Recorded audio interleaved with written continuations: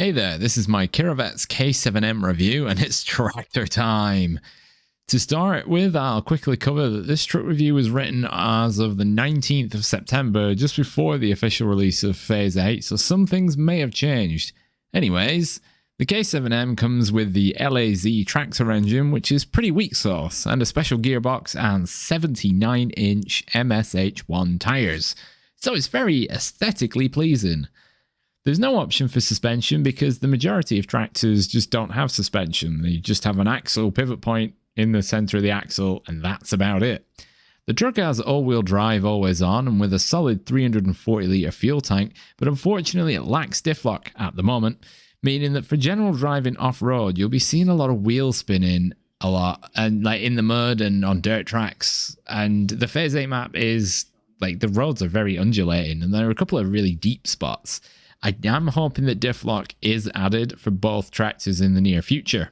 As previously mentioned, the K-7M has 79-inch tyres, with just two variants to choose between, the default being the MSH1, and then later you get the doubled up MSH2, which are bolt-on farming specific tyres to increase the tractor's surface area, spreading the weight of the tractor across the ground, and, so you don't dig in as deep as you would do normally. Winch options are pretty standard, so not much to comment on there, to be honest. Covering the frame add-ons, now you've got the option of nothing or the van body add-on that I'm not personally a fan of with either tractor because it looks a bit wonky, but it does carry 2 spare wheels, 600 repair points, and 180 litres of fuel.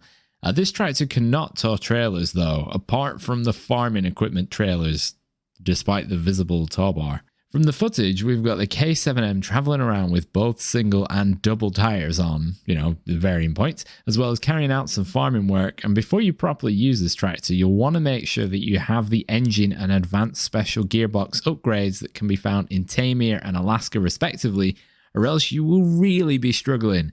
With the advanced special gearbox, you'll be able to switch between the ideal speeds in which you'll need for your farming endeavours, as auto is just a bit too fast and unpredictable, especially if you want to be taking your time, making sure you're driving along as straight as possible. Fuel consumption is okay, but after a few runs up and down the field while cultivating, you will be wanting some kind of fuel truck nearby to keep your operations going.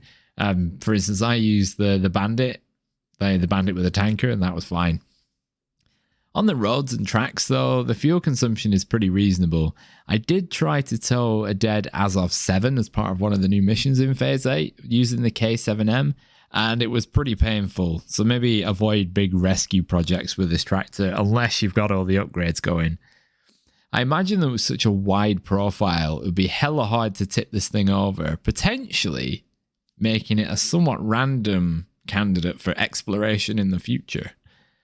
To summarize, the pros of this truck include, you got excellent mud tires, it's great for its design purpose, it has a nice large fuel tank, all-wheel drive is always on, advanced special gearbox is always a win, it's actually pretty fast, and it has a nice high snorkel, which I think exceeds the height of the cab. And on the downsides, we have a fairly poor power-to-weight ratio, even with upgrades. You can't tow regular trailers, and it doesn't really travel well on undulating surfaces. And for now, it doesn't have diff lock. So to sum up, it's a 6 out of 10 for me overall. I think even with the diff lock, I don't think it would improve much more than that. I feel like there was a lot more potential missed by the devs, just having a bit more power, or at least equal to the K700, which feels way more superior. And a few more add-on options, for instance, like a small tanker, or get the use of the forklift that the K700 has. They've literally put this in with the van body, and it can tow farming stuff. That's it. So, I want to thank you very much for watching. If you found this video useful, please let me know down below. And if you could give the video a little like, as it really helps the channel out, and have a great day.